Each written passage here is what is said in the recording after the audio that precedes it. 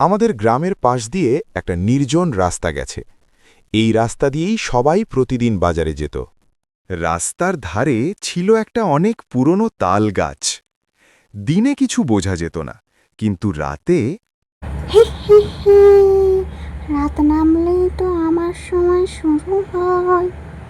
গ্রামের লোকজন বলতো ওই তালগাছে নাকি একটা ডাইনি থাকে।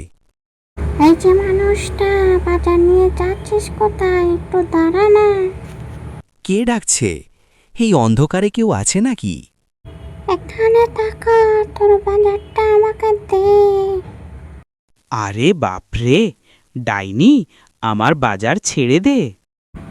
হা হা হা, চাল মাস আমার, তুই খালি হাতে বাড়ি যা।